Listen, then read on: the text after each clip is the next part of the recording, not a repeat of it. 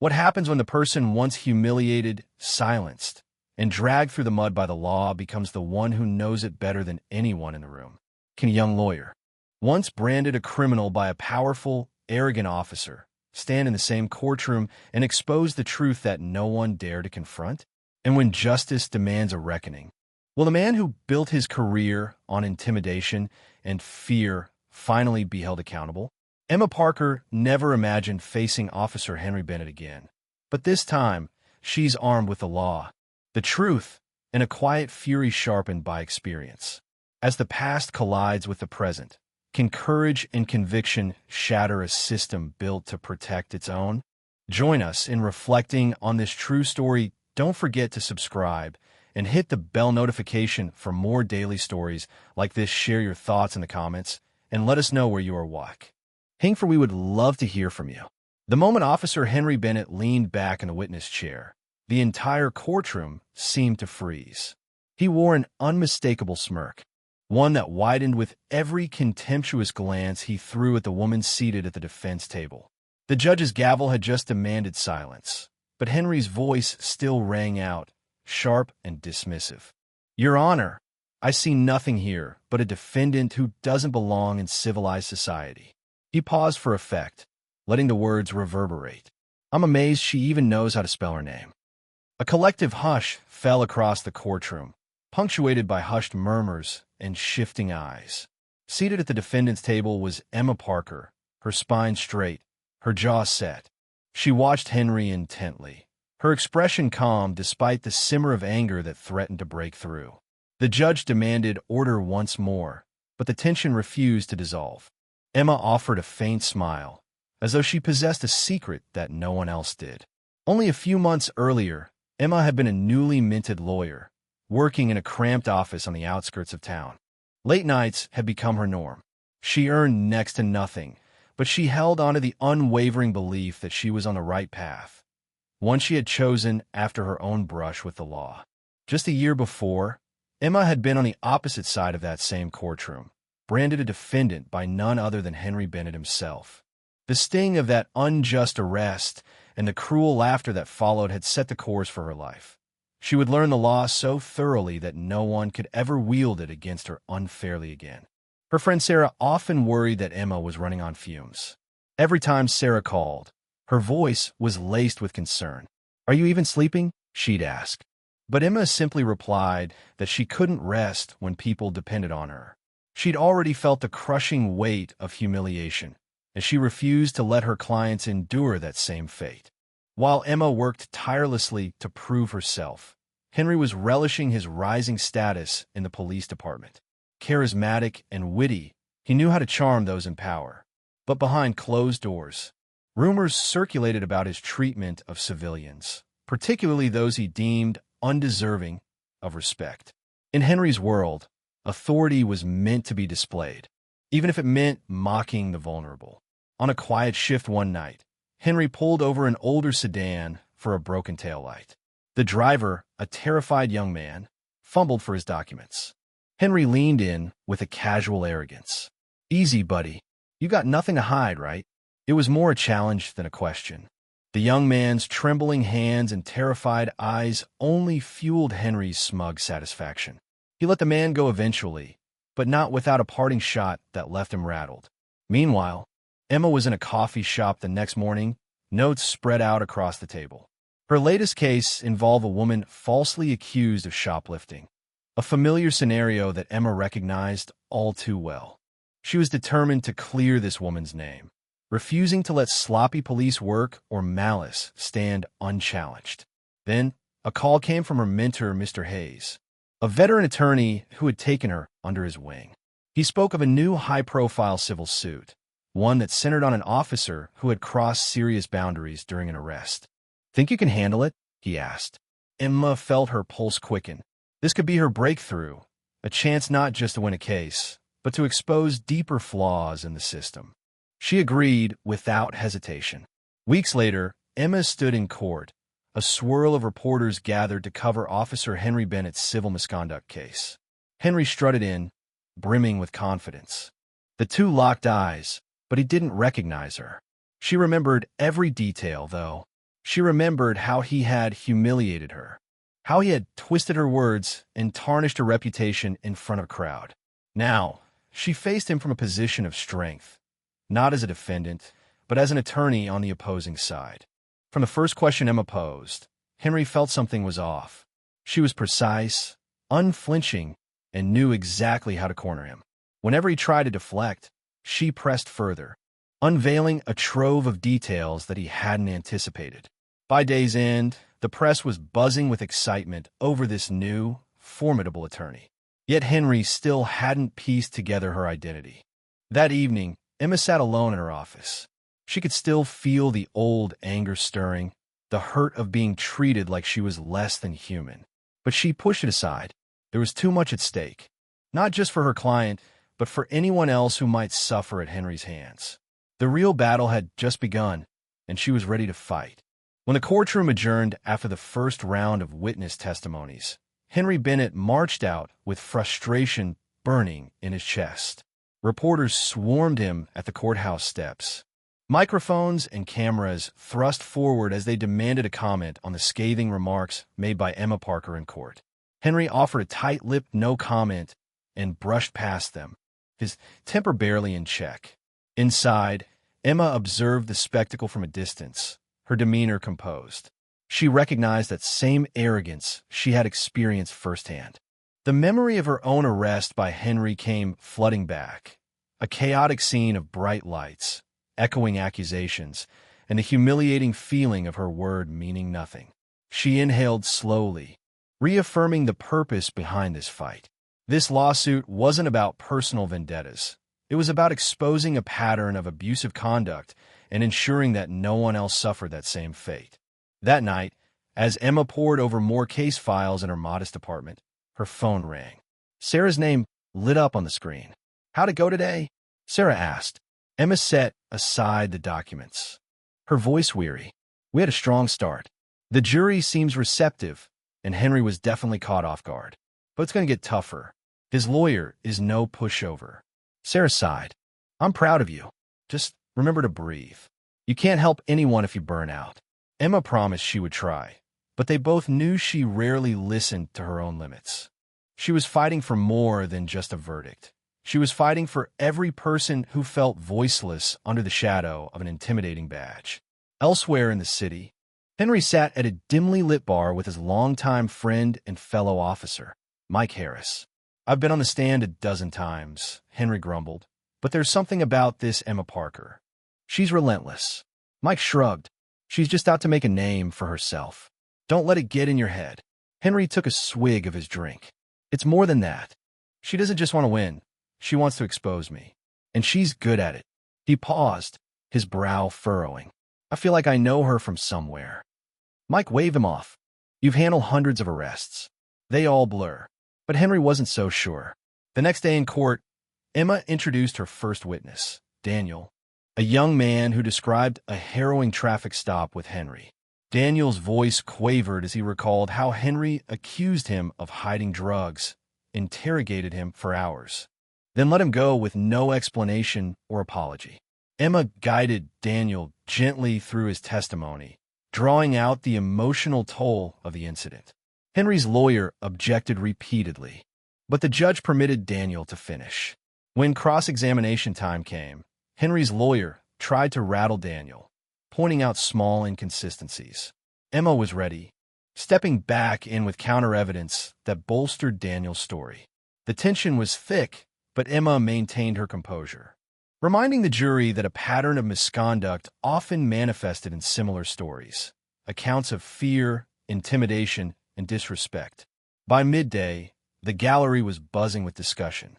People whispered about Emma Parker, wondering how she had uncovered so many details and why she seemed so personally invested. Henry himself sat rigid, fists clenched at the defense table. He was a man used to controlling situations. Now, the tide was against him. During a brief recess, Emma found a quiet corner of the courthouse to catch her breath. She flipped open a worn file folder, the edges frayed from being handled too often. There, at the top, was the arrest report bearing Henry Bennett's signature and the date from a year ago. She could still feel the sting of his accusations. Words like uncooperative and disrespectful jumped off the page, descriptors he had used to paint her as a troublemaker. She remembered how helpless she had felt. No matter how loudly she insisted on her innocence, no one listened. That memory fueled her now. Meanwhile, Henry glanced over from across the hallway. He observed Emma's poised figure and sensed a fierce determination that unsettled him. Something about the way she carried herself was eerily familiar. It struck him like a memory surfacing too slowly. A few flashbacks flickered in his mind. A courtroom, a younger woman, a tense hearing. He approached her hesitantly, opening his mouth to speak. But the bailiff's booming voice summoned everyone back into session. They filed inside, Henry returning to his seat, Emma to hers. The remainder of the afternoon featured more testimony from a former colleague of Henry's who reluctantly described several questionable traffic stops. The colleague admitted that while Henry was considered effective, there were concerns about his attitude towards certain groups. Henry tried to mask his discomfort, but the careful structure of Emma's case was undeniable. She was weaving a tapestry of accounts, each thread highlighting a pattern of misconduct. Even his own lawyer seemed rattled, struggling to control the narrative. By the end of the day, the judge adjourned court. Emma organized her notes, mentally preparing for the next round. Outside, Henry lingered, locked in a swirl of reporters who shot question after question. He managed to evade them only to find himself standing a few yards from Emma. He almost spoke to her, but the flurry of media blocked his path. As Emma walked away, her head high, Henry felt a growing tension in his chest. He had risen in his career by projecting confidence, but something about Emma Parker made him feel like he was facing his own reflection, and he didn't like what he saw. On the third day of the trial, the public gallery was packed. Journalists had begun labeling it the Bennett misconduct trial, turning Henry into an unwilling spectacle. The media was particularly drawn to Emma Parker, who delivered each question with razor-sharp precision. Her calm, unwavering style left even seasoned reporters brimming with curiosity. That morning, Emma called Clara Peterson as a witness. Clara, a middle-aged woman with kind eyes, clutched her purse as she approached the stand. She recalled in painstaking detail how Henry had stopped her outside a grocery store 2 years prior, accusing her of theft without a shred of evidence. "He searched my bags," Clara said, voice trembling, right there in front of everyone. "And when he found nothing, he just told me to move along. I was humiliated." Emma nodded, offering Clara a sympathetic smile. "How did that experience affect you afterward?" she asked softly. Clara lowered her eyes. "I stopped going to that store. I couldn't bear the looks people gave me. I felt branded." Emma let the silence linger, allowing the gravity of Clara's testimony to seep into the jury's minds. Henry couldn't keep still. He shifted in his seat, each word from Clara like a fresh blow to his carefully constructed self-image. When his lawyer cross-examined her, he attempted to cast doubt on her memory and motivations.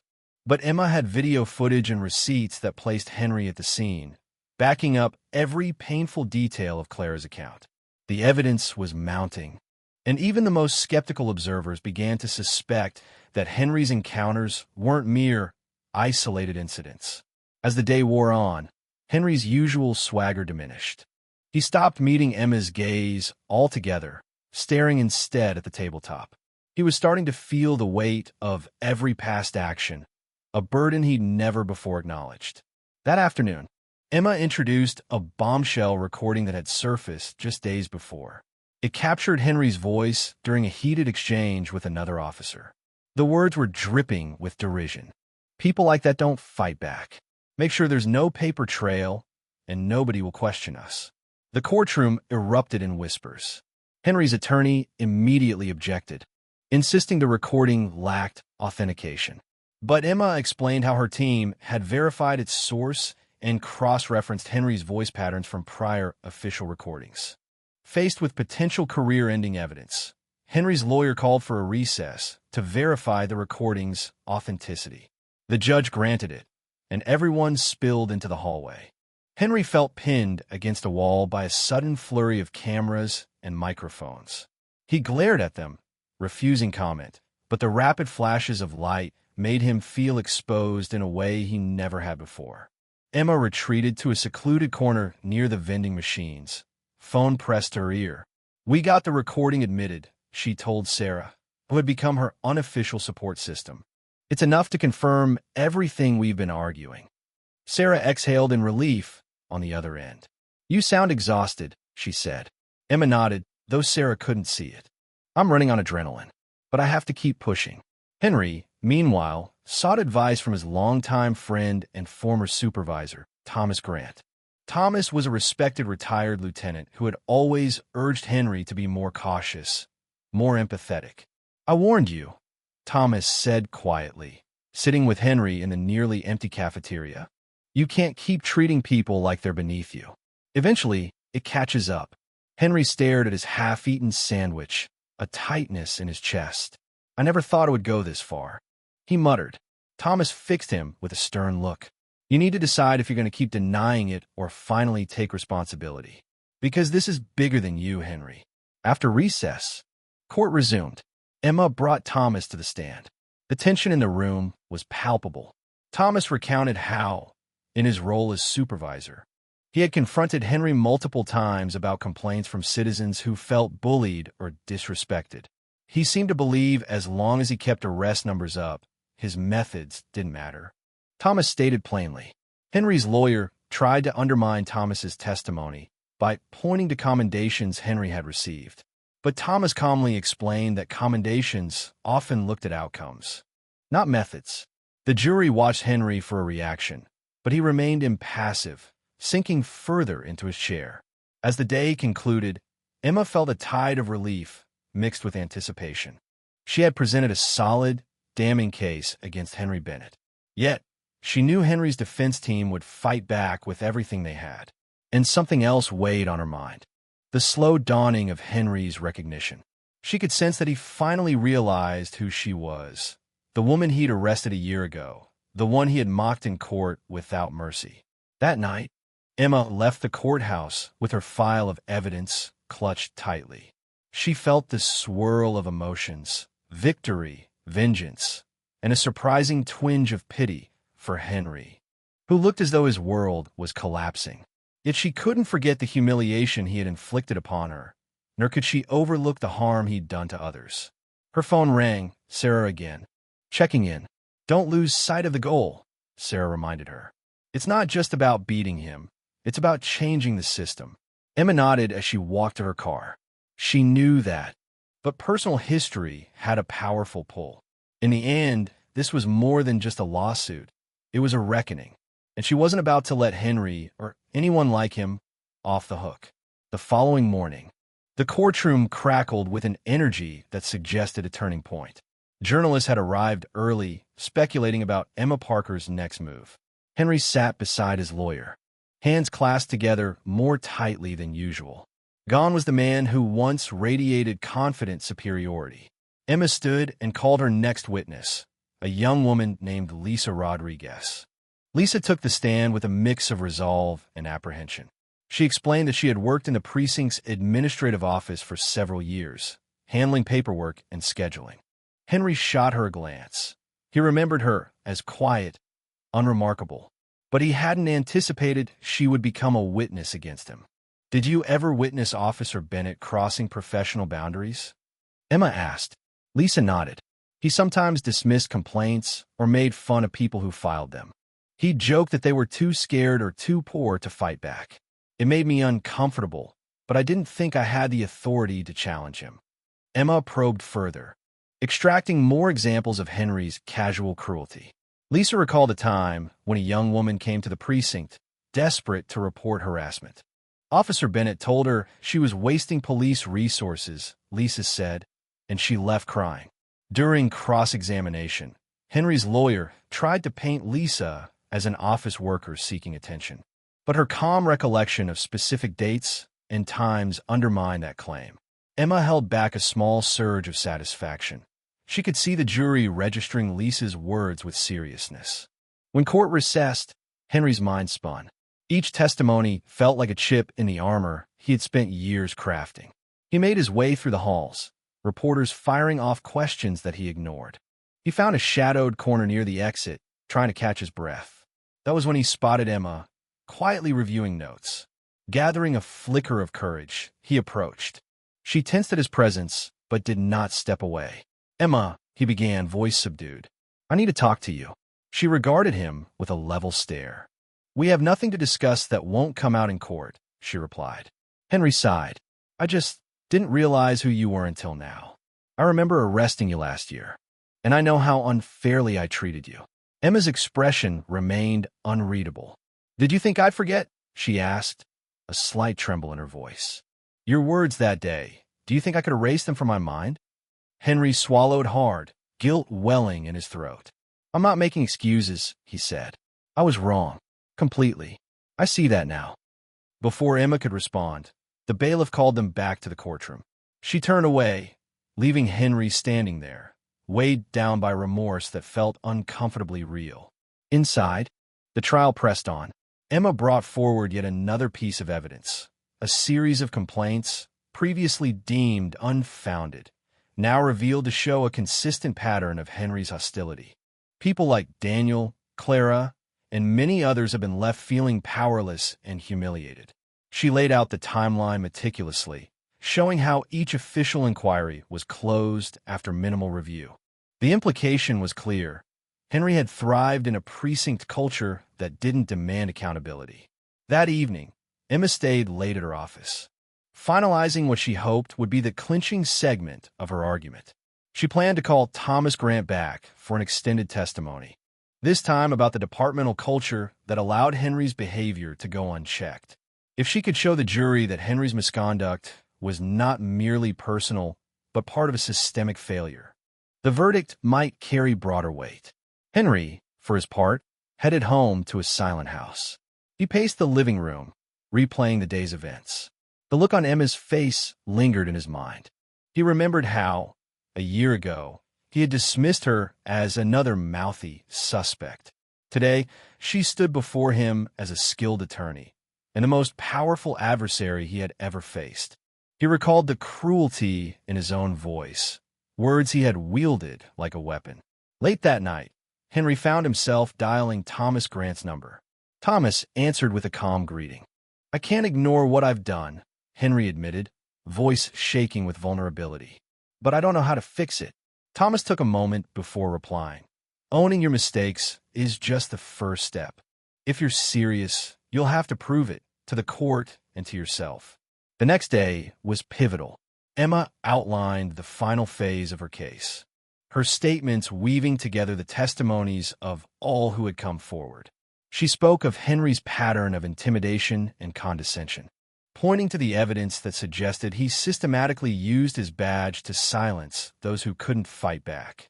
The recording of Henry's derogatory remarks played once more, a chilling echo that left no doubt in the jurors' minds.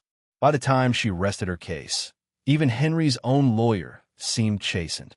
When the defense stood to present, they tried to frame Henry as a man under pressure, someone who had made mistakes but still served his community. They questioned the legitimacy of certain witness accounts, implying exaggeration. Yet, the facts Emma had presented stood too firmly. At last, Henry rose to take the stand in his own defense. It was a move that surprised many, including Emma.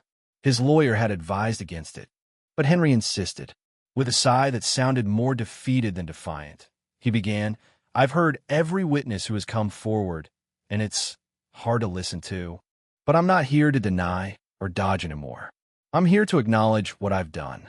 The courtroom seemed to hold its breath as Henry admitted, for the first time, that his conduct had crossed the line. He confessed he had let pride and ambition blind him. He didn't try to deny the pattern Emma had laid bare. Instead, he expressed regret. "I know it doesn't excuse anything," he said quietly, "but I'm sorry." Emma watched him carefully, unsure if this was genuine remorse or a last-ditch tactic to sway the jury. Maybe it was both.